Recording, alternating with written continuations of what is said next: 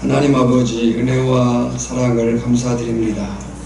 이 시간 예배하며 우리의 모든 것이 하나님의 것임을 고백하며 물질들여 감사하게 하시니 더욱 감사합니다.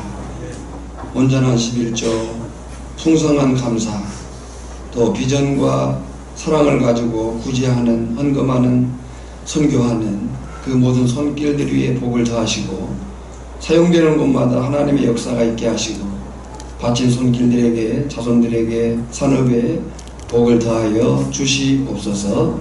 예수님의 이름으로 기도하옵나이다. 아멘.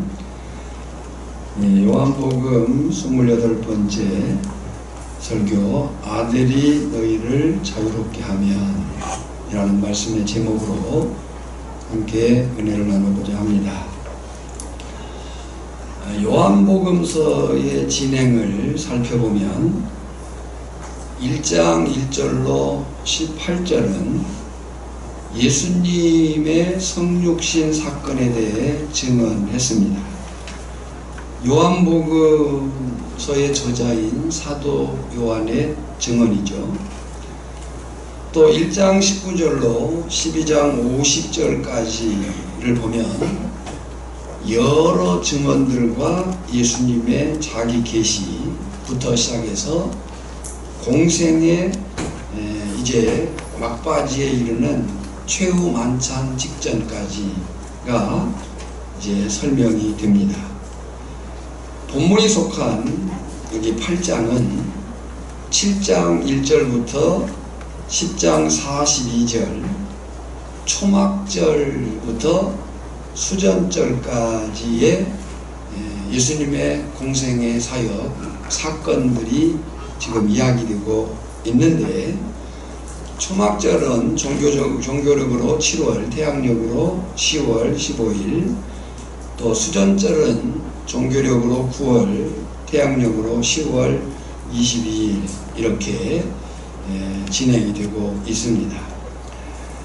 우리가 요한복음 7장에 나오는 초막절을 기준할 때 요한복음 6장에 오병이어 사건이 있었고요.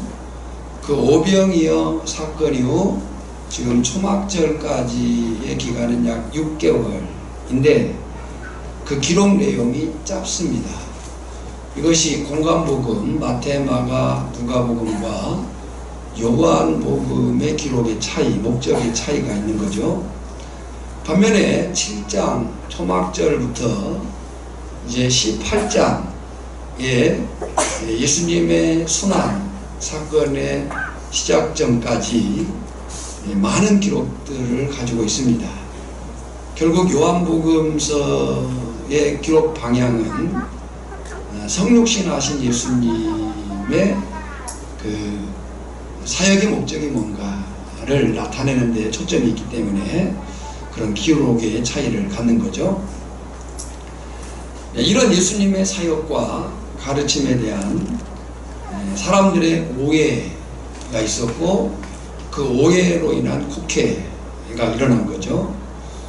군중들은 예수님의 그 사역과 가르침을 민족주의적인, 인본주의적인 이해 속에서 정치적 해방자로 오해하고 곡해했어요.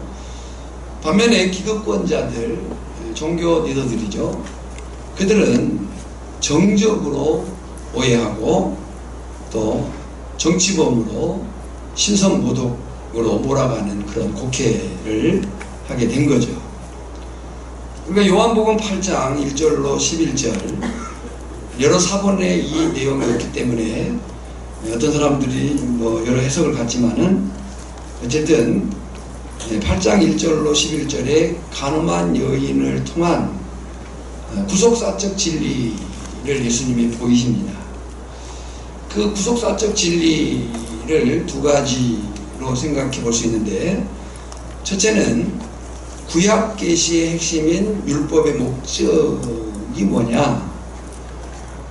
율법의 목적은 정죄하고 책망하기 위해 주어진 것이 아니라 죄를 깨닫게 하고 다시는 죄를 짓지 않도록 하기 위해 주어진 것이다 하는 사실을 사건적으로 진리를 설명한 것이고요.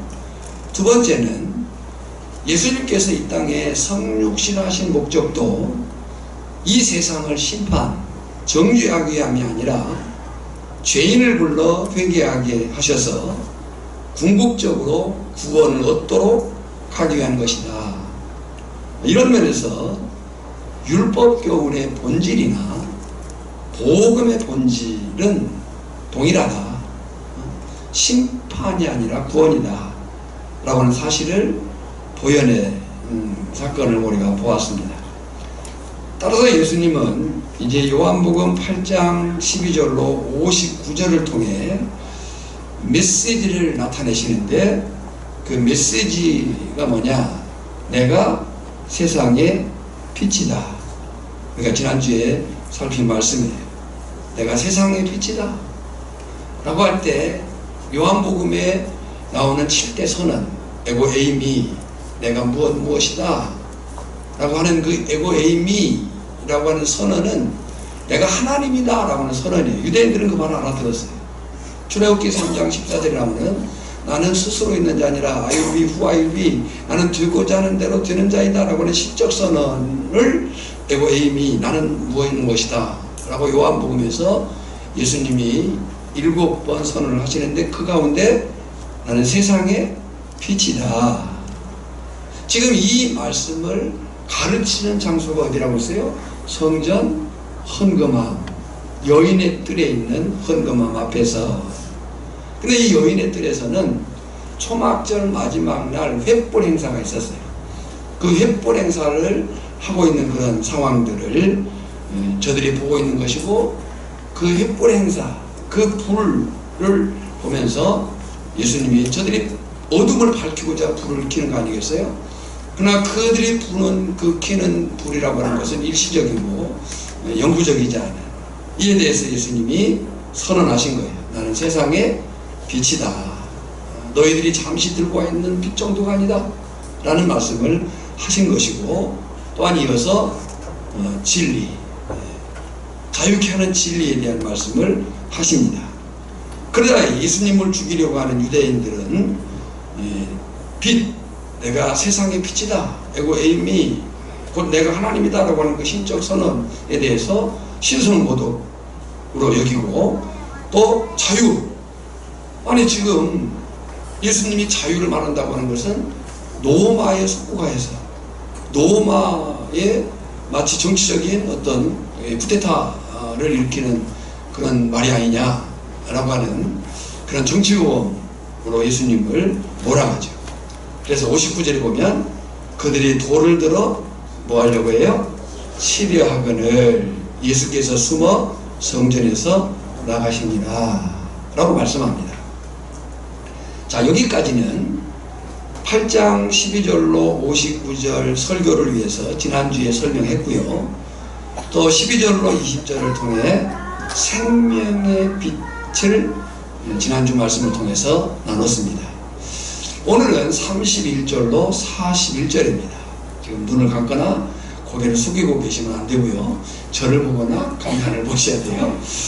네, 오늘은 31절로 41절을 이제 말씀 안에 나누고자 하는데, 그런데 유대인들 중에는 그런 와중에 예수님께서 말씀하신 예수님의 생명의 빛 되심을 믿는 사람들이 있었어요. 물론 앞에서 설명한 대로 이들의 믿음은 완전한 불완전한 그런 믿음의 상황이긴 해요. 그러나 어쨌든 31절에 보면 이 말씀을 하심에 많은 사람이 믿더라 그랬어요. 이 말씀을 하심에 많은 사람이 어떻게 했다고요? 믿더라 그랬어요. 근데 예수님은 그 유대인들에게 한 걸음 더 나아가 진리의 실체가 무엇인가를 가르치십니다. 31절입니다. 그러므로 예수께서 자기를 믿는 유대인들에게 이르시되, 그랬어요. 자기를 믿는 유대인들, 여기에 대한 여러 해석들이 있는데, 이미 말씀드린 대로 이들은 불완전한 신앙을 가졌어요. 그 불완전한 신앙을 가졌던 유대인들로 봅니다. 여하튼 예수님은 그들에게 말씀을 하셔요. 너희가 내 말에 거하면 참으로 내 제자가 되고, 그래서 너희가 내 말에 뭐하면?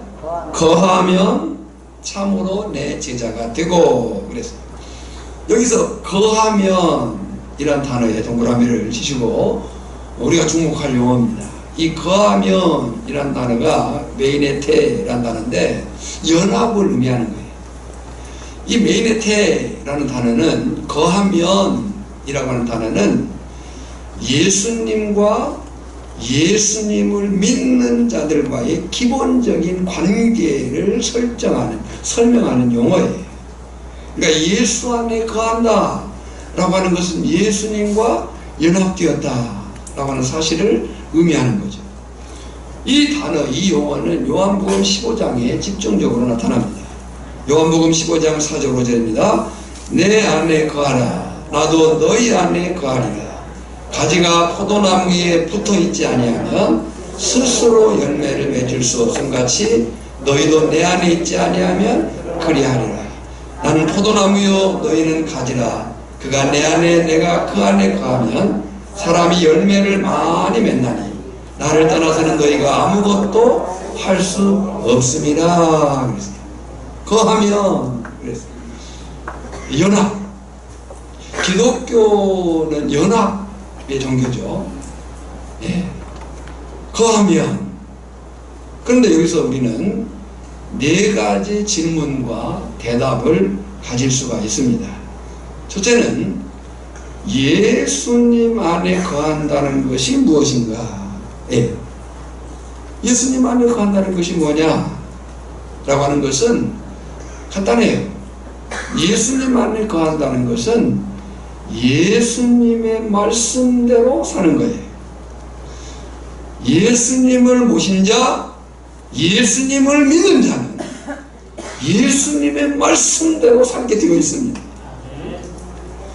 이 말씀은 영혼의 양식, 생명의 양식, 예수 안에 거한다는 것, 예수님과 연합되었다는 것, 생명관계가 이루어졌다는 것, 그것은 예수님의 말씀 안에 거하고 말씀을 따라 산다는 거예요. 두 번째 질문은 그 결과가 뭐냐 라고 할 때 본문은 참으로 내 제자가 되고 진짜가 제자가 된다. 내 안에 거하면 본문의 결과가 뭐냐? 참으로 내 제자가 되고 그랬어요. 진리. 그 다음에 요한복음 15장에 보면 그 결과에 대해서 열매를 많이 맺나니 그랬어요.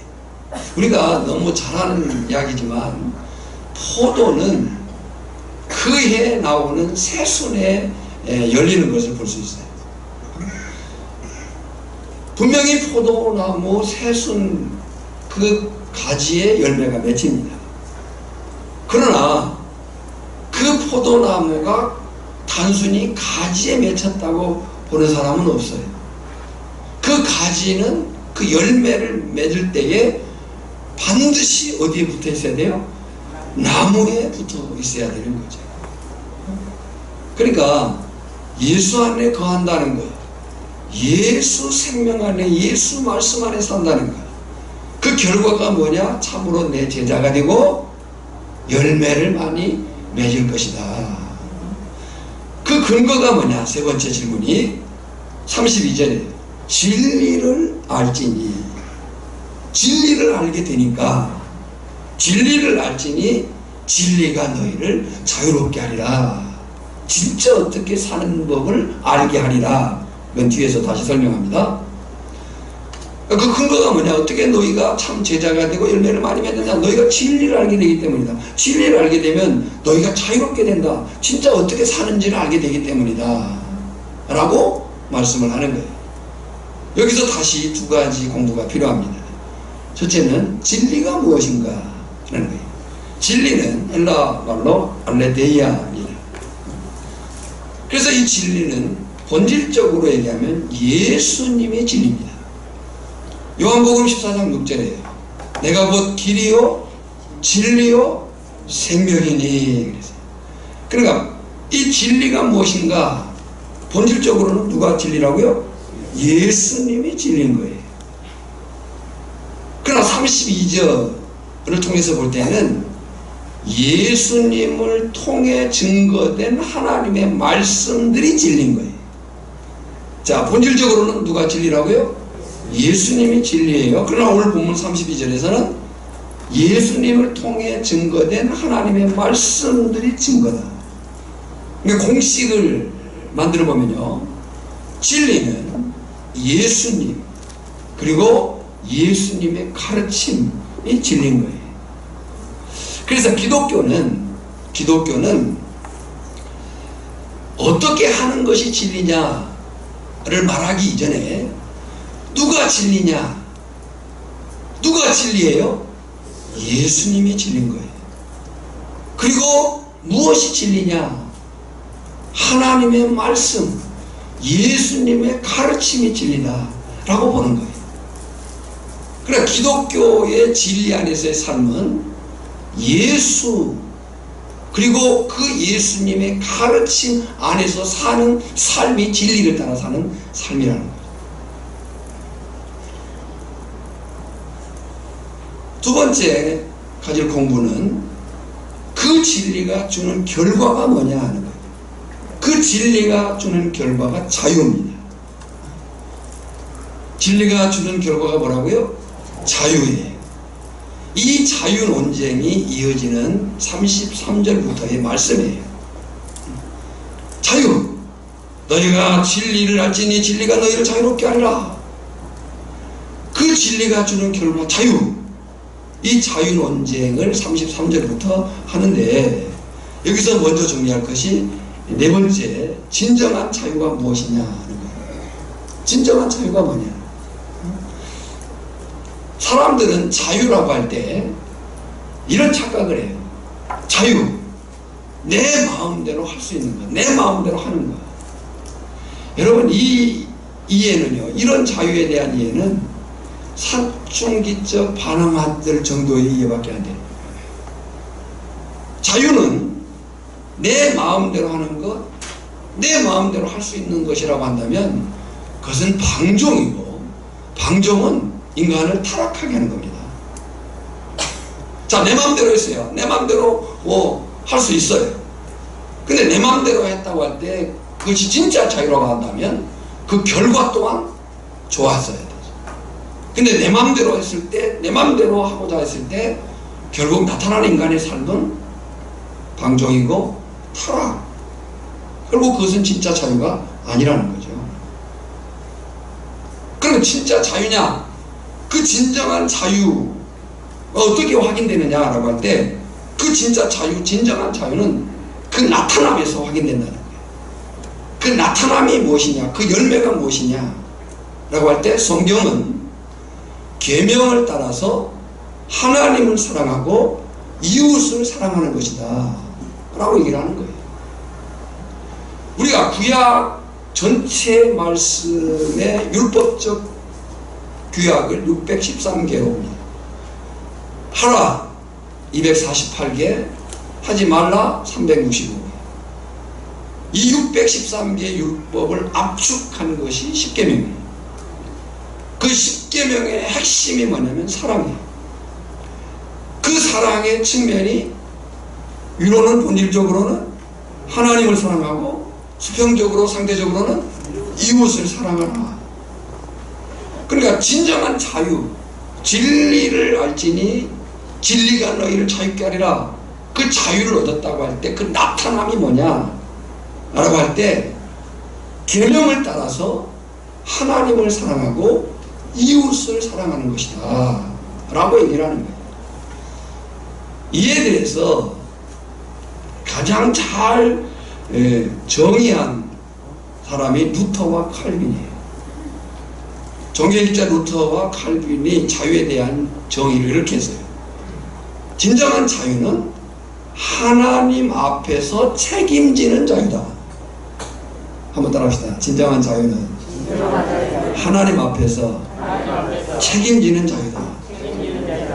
하나님 앞에서 책임지는 자유가 뭐냐라고 할 때, 해야 할 것은 반드시 하고요, 하지 말아야 될 것은 하지 않아야 돼. 그래, 결국 그리스도인의 삶이라고 하는 것은 뭐냐면, 내가 하고 싶다 한다 할지라도 말씀이 하지 말라고 하면 하지 않아야 되는 것이고, 내가 하기 싫다 한다 할지라도 말씀이 하라고 명령하면 하는 것이 말씀을 따라 사는 삶인 거예요. 그것이 자유한 삶인 거예요. 진정한 자유. 그 진정한 자유는 뭘로 확인된다고요? 나타남으로 확인된다. 열매로 확인된다. 계명을 따라서 하나님을 사랑하고 이웃을 사랑하느냐. 여러분은 진리를 합니까?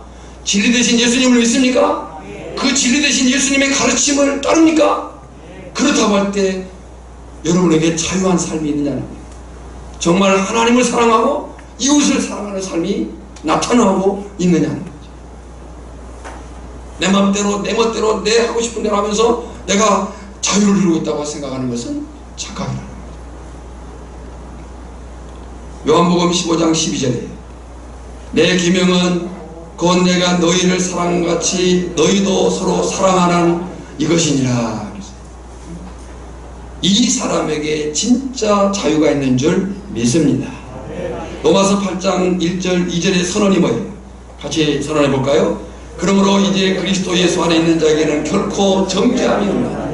이는 그리스도 예수 안에 있는 생명의 성령의 죄와 사망에서 너를 해방하였습니다.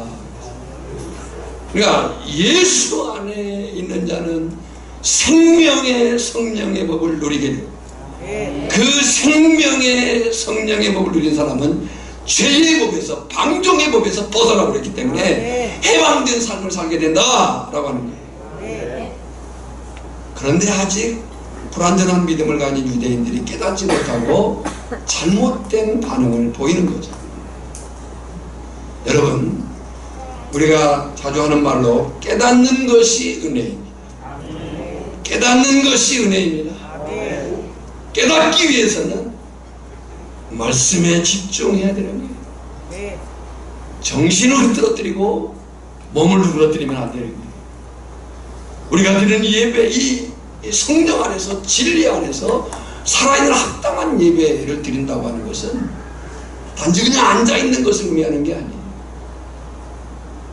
성령에 집중하고 진리에 집중하고, 그럴 때 깨달음이 있는 거예요.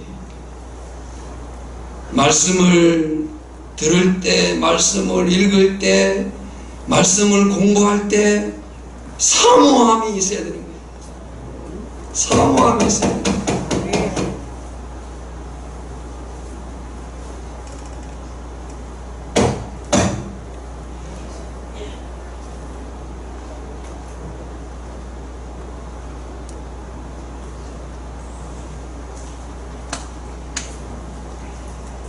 예배자로서의 집중력과 사모함이 상실됐다면요, 한번 자신의 영적인 상태를 체크해 볼 필요가 있어요. 가자 이러시면 견디지 못합니다.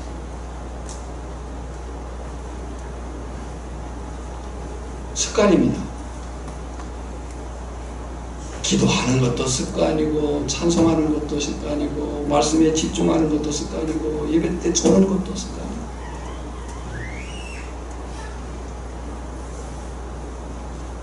제가 오랫동안 봐왔지만 꼭 예배 늦는 사람 늦고요, 조는 사람 조고요.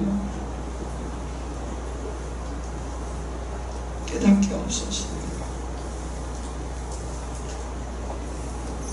유대인들이 구약을 아는 사람들 아니에요.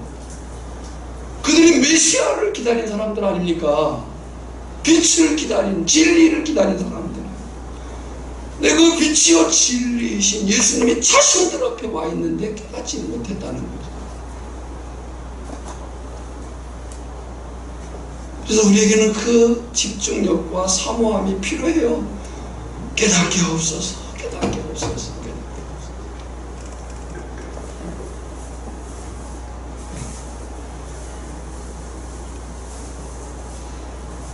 찬송가 366장에 보면요, 어두운 내 눈 밝히사 진리를 보게 하소서. 우리의 눈 어두워요. 밝혀주시는 분의 도움이 필요해요. 어두운 내 눈 밝히사 진리를 보게 하소서. 진리의 열쇠 내게 주사 참빛을 찾게 하소서. 깊으신 뜻을 알고자 엎드려 기다리오니 내 눈을 뜨게 하소서. 성령이여, 막혀진 내 귀 여시사 주님의 귀한 음성을 이 귀로 밝히 들을 때에 내 기쁨 한량없겠네. 막혀진 내 귀 여시사. 여러분요, 안 들으면 소리에 불과합니다. 안 들으면 아무리 외치고 외친다 해도 안 들으면 지나가는 소리에 불과한 거예요. 들어야 그 말씀이 내 영혼을 살리는 생명의 말씀이 되는 줄 믿습니다.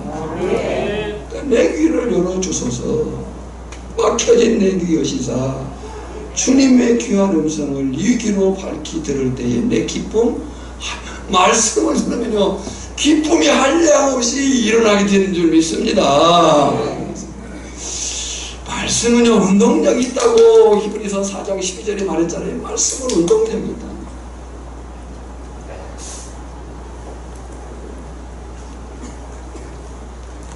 기쁘신 뜻을 알고자 엎드려 기다리오니 내 귀를 열어주소서. 성령이여. 그러나 불완전한 믿음을 가졌던 이 유대인들은 예수님의 말씀을 깨닫지 못하고 잘못된 반응을 보이는데 그 잘못된 반응이 우리의 반응이 아니기를 바라는 거예요. 그들의 잘못된 반응이 33절이에요. 그들이 대답하되 우리가 아브라함의 자손이라 남의 종이 된 적이 없거늘 어찌하여 우리가 자유롭게 되리라느냐. 여러분, 저들의 이 말이 얼마나 우스운 말인가, 우스운 이야기인가 한번 생각해 볼 필요가 있어요. 지금 자기들은 남의 종이 된 적이 없대요. 그런데 사실 역사 속에서 보면 유대인들은 종이 아니었던 적이 없어요. 그죠? 실제로 이스라엘 민족사는 종의 역사예요. 지금 우리가 창세기 12장 이하 아브라함을 부르시고 아브라함으로 인해서 한 가족 가문을 이루시고 그 가문을 어디로 집어넣어요? 창세기 마지막에 하나님이 이 유대민족을 어디로 집어넣냐고요? 애굽으로 집어넣어요. 애굽으로 집어넣어가지고 430년 동안 하나님의 약속을 이루어 가셔요. 민족을 만드셔요. 민족. 하나님의 나라를 세우기 위해서 나라가 되려면은 국민이 있어야 하잖아요. 그 국민을 430년 동안 만드신 거예요. 그러나 그 430년 동안 그들의 처지는 뭐였어요? 애굽의 종이었어요. 물론 셈족이었던 요백에 선대했던 왕조가 있었지만 그 왕조가 무너지고 함족이 들어왔을 때 그들은 노예 생활을 할 수밖에 없었던 거예요. 430년이라는 긴 세월을 종살이 했어요. 저들이 이제 벗어나가지고 광야를 거쳐가지고 가나안에 들어갔지만 그 가나안에 들어가서 제대로 살지 않음으로 해서 사사시대의 가나안 족속들에게 수시로 침범당하고 지배당하고 지옥과 수모를 당했어요. 그리고 결국에는 아수르에게 망하고 바벨론에게 망하고 메디파사에게 지배를 받고 헬라의 지배를 받고 그리고 지금 로마의 지배 아래 있는 거예요. 그러니까 이스라엘의 민족사는 종의 역사예요. 그런데 어떻게 그런 대답을 그들이 할 수 있었을까라고 할 때 그들은 알량한 자존심 때문에 그랬어요. 알량한 자존심 때문에. 유대인들은 자기들은 비록 정치적이고 지정학적인 지배는 받았지만은 정신적으로 종교적으로는 자유로웠다 이런 생각을 갖고 있는 거예요. 여러분, 자유는 누구에게 필요합니까? 자신이 매여 있다는 것을 아는 사람에게 자유가 필요한 거죠. 마찬가지로 구원은 누구에게 필요합니까? 자신이 죄인임을 인정하는 사람에게 필요합니다. 마태복음 2장 17절에서 예수님이 하신 말씀에 같이 읽어볼까요? 건강한 자에게는 의사가 쓸데없고 병든 자에게라야 쓸데있느니라. 나는 의인을 부르러 온 것이 아니요 죄인을 부르러 왔노라. 하시니라. 그러면 유대인들의 문제가 무엇인가? 그리고 오늘 예수님께로 나오지 않는 사람들의 문제가 무엇인가? 본문은 두 가지를 교훈합니다. 첫째는 자신들의 출신이 자유를, 구원을 보장하지 않는다 하는 것을 알아라. 달리 말하면 내가 누구인지, 내가 어떤 처지에 있는지를 알아야 한다 하는 거예요. 역사 속에서 유대인들만큼 선민의식이 강한 민족이 없어요. 지금 그들의 대답이 그거예요. 33절 그들이 대답하되 우리가 아브라함의 자손이라 남의 종이 된 적이 없거늘 어찌하여 우리가 자유롭게 되리라 하느냐. 그러니까 이런 생각인 거죠. 우리는 아브라함의 아내 사레를 통해 태어난 이삭의 후손으로 언약 백성으로 자유한 민족이다. 그런 우리를 종이라고 하다니. 갈라디아서 4장 22절 23절이 이걸 기록하고 있거든요. 아브라함에게는 두 아들이 있으니 하나는 여종에게서, 하나는 자유 있는 여자에게서 낳았다 하였으며 여종에게서는 육체를 따라 낳고 자유 있는 여자에게서는 약속으로 말미암았느니라. 그러니까 이것이 유대인들이 갖고 있었던, 내세웠던 자존심이었던 거예요. 그러니까 자기들은 아브라함의 자손이다. 남의 종이 된 적이 없다. 아브라함의 아내인 사레, 자유 있는 여자로부터 태어난 사람들이다. 그러나 여러분, 예수님께서 말씀하신 것은 더 근본적인 죄에서의 자유를 말씀하신 거예요. 34절에서 그 사실을 정확하게 설명하시는데요. 34절 볼까요? 예수께서 대답하여 진실로 진실로 너희에게 이르노니 죄를 범하는 자마다 죄의 종이니라. 죄의 종은 죄를 범한다. 죄를 범하는 자는 죄의 종이다. 는 논리인 거죠. 여기 우리가 범하다, 범하는 표시를 해놓으시고, 이 범하다는 말이 포이온이란 말인데 문법으로 얘기하면 현재 분사예요. 이 말이 무슨 말인가 하면 죄를 한 번 짓고 만 게 아니라 지속적으로 짓고 있는 습성을 가지고 있다는 거예요. 뿐만 아니라 이 포이온이란 말이 현재 분사라고 할 때 그 의미가 뭐냐면 그 죄를 범하는 습성, 지속성은 누구도 예외가 될 수 없는 죄의 보편성. 유대인만이 아니고 모든 인간은 죄를 범하고 있다. 죄인이다. 이 사실을 로마서 3장 28절이 이렇게 말씀을 했어요. 모든 사람이 죄를 범하였음에 하나님의 영광에 이르지 못하더니 그랬어요. 모든 사람이 뭘 범했어요? 죄를 범하였음에 뭐에 이르지 못했어요? 하나님의 영광. 이 하나님의 영광은 하나님이 요구하는 수준을 말하는 거예요. 하나님이 요구하는 수준에 이르지 못했다. 어떤 사람은 조금 어떤 사람보다 나은 사람이 있어요. 좀 덜 착한 사람, 더 착한 사람이 있어요. 네. 제가 지난주에 어떤 형제하고 얘기를 하면서 내가 질문했어요. 이제 복음을 이야기하는 가운데 한번 물어보겠다. 내가 얼마나 그 구원의 복음에 확실한가? 자, 물어보자.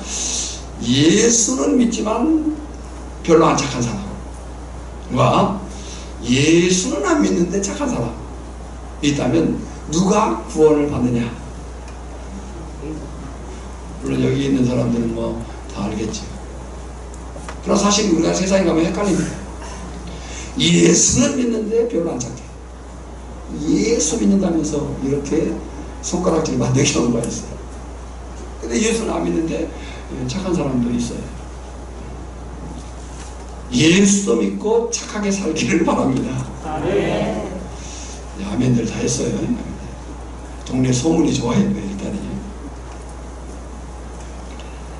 자, 어쨌든 성경의 인간론은 냉정해요.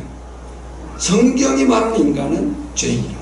모든 사람이 죄를 범하였음에 하나님의 영광, 조금 정도 차이가 있을 수 있어요. 우리의 모양대로, 도덕적으로, 윤리적으로. 그러나 아무리 선하고 착하다 해도요, 하나님의 영광, 하나님이 요구하는 수준에 미칠 수 없다. 결국 그 누구도 스스로 구원에 이를 수 없다는 사실인 거예요. 중요한 것은 모든 사람이 죄를 범하였어요. 죄인이에요. 그래서 죄의 종이에요. 중요한 것은 바로 예수님이 그 죄의 종이었던 자들에게, 우리에게 참 자유를 주신다는 거예요. 35절 36절에 같이 읽어볼까요? 종은 영원히 집에 거하지 못하되 아들은 영원히 거하라. 그러므로 아들이 너희를 자유롭게 하며 너희가 참으로 자유로우리라.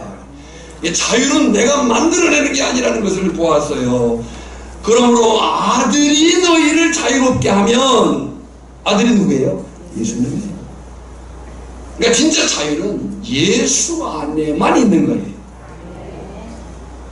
그 예수 안에 자유를 얻은 자가 참 자유를 누리게 되는 거예요.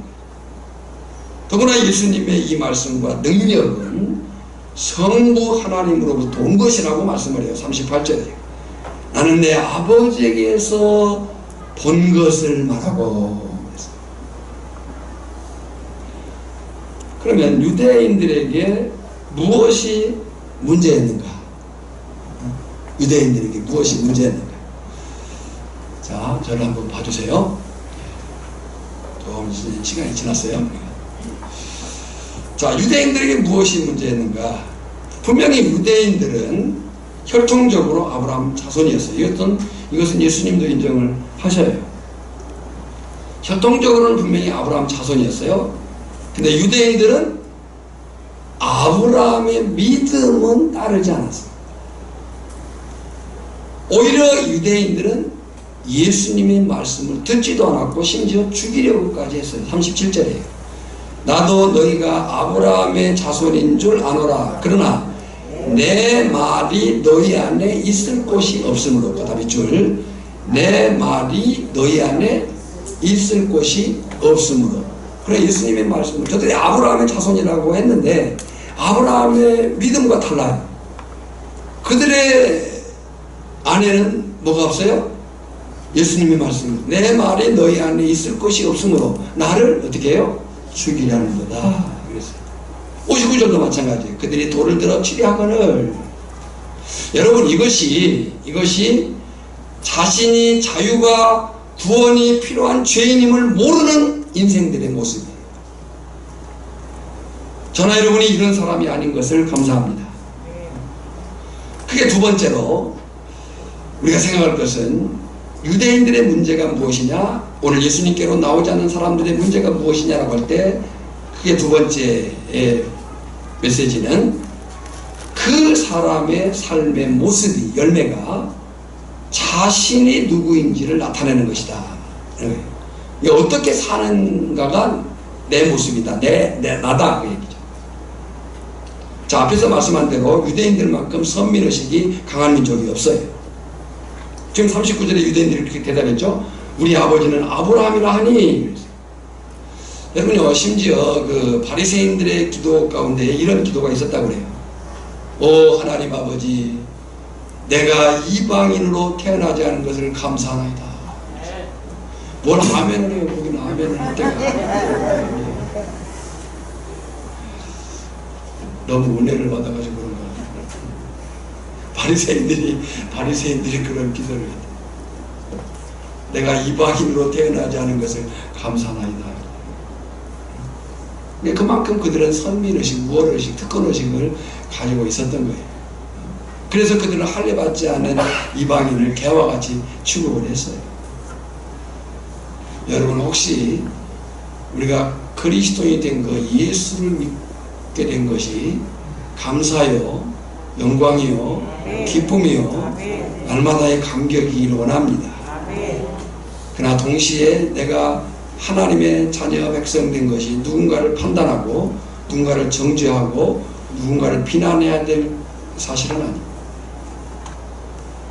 바로 그들을 향해서 예수님이 냉정하게 말씀을 하세요. 39절과 40절에 보면 너희가 아브라함의 자손이면 아브라함이 행한 일들을 할 것이거늘. 좋다. 너희가 아브라함의 자손이다. 혈통적으로. 그러면 너희가 아브라함의 자손이면 아브라함이 행한 일을 할 것이다. 그리고 40절에 아브라함은 너희처럼 하지 않았다. 이렇게 하지 아니하였느니라. 지금 유대인들은 자기들이 아브라함 자손이라고 생각했어요. 그런데 아브라함이 행한 것처럼 하지 않았어요. 그들이 어떻게 행했어요? 진리이신, 진리를 말씀하시는 예수님을 죽이려, 믿지 않을 뿐만 아니라 죽이려 했어요. 40절이죠. 지금 하나님께 들은 진리를 너희에게 말한 나를 죽이려 하는도다. 그들이 왜 그랬는가? 41절이 그 대답이에요. 너희는 너희 아비가 행한 일들을 하는도다. 너희가 왜 그러느냐? 너희가 지금 아브라함의 자손이라고 생각하는데, 아브라함의 자손이라면 아브라함이 행한 일을 해야 되는데 너희는 그렇지 않는다. 너희가 그렇지 않는 이유가 뭐냐? 너희 아비가 다르기 때문이다. 너희 아비가 행한 일을 행하기 때문이다.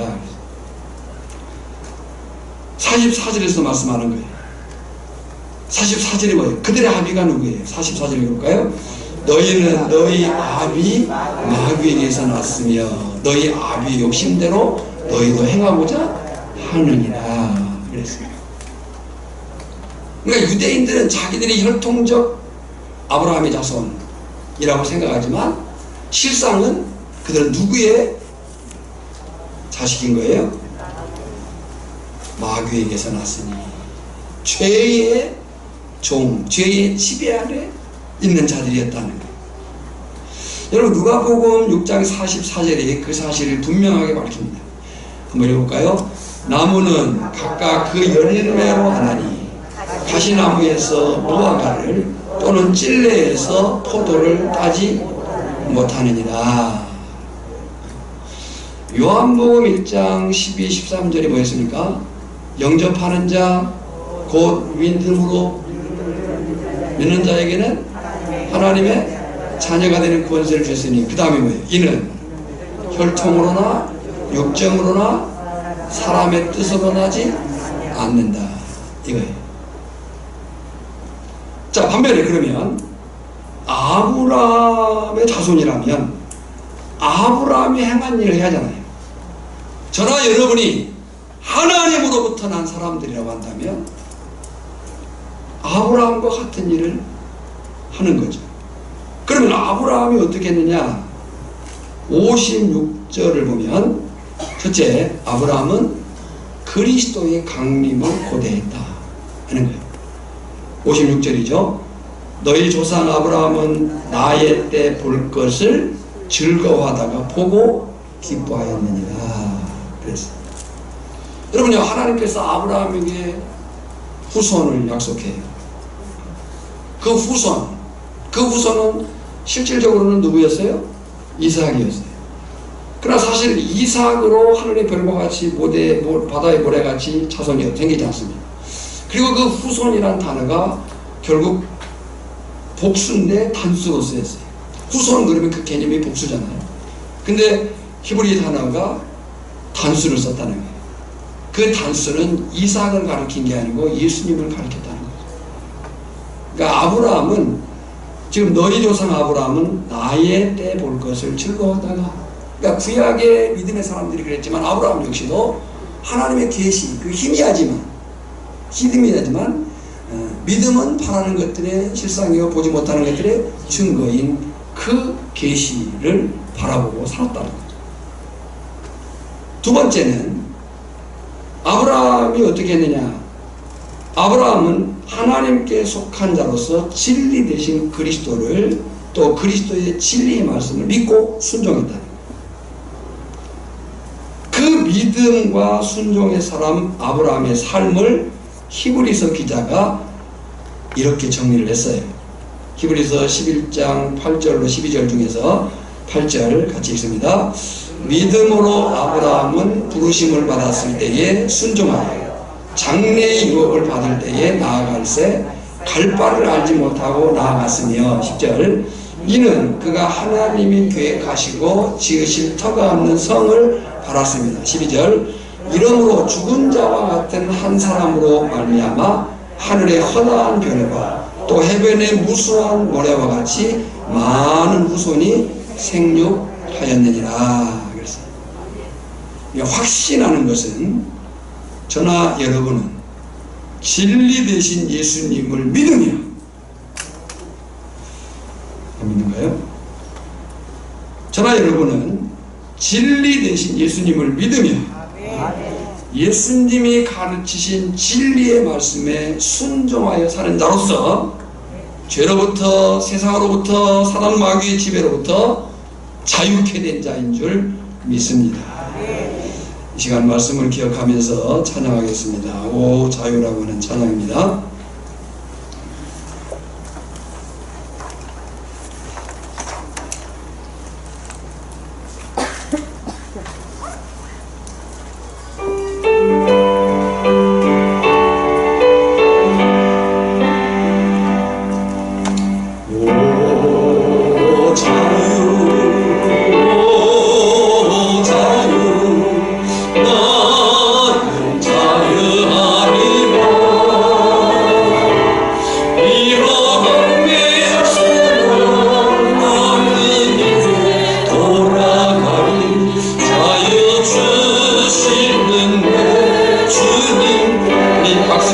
다시 한번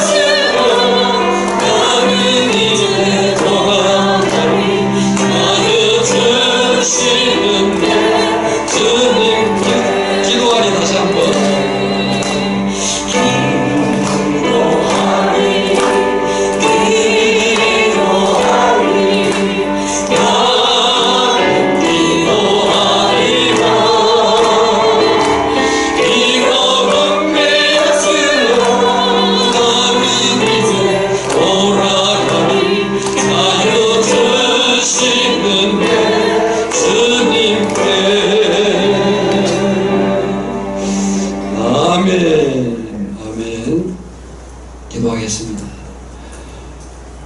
너희가 진리를 알지니 진리가 너희를 자유롭게 하리라. 오늘 우리가 이 말씀 안에서 자유케 됨을 깨닫게 하시고 그 자유 안에 살 수 있음을 감사케 하옵소서.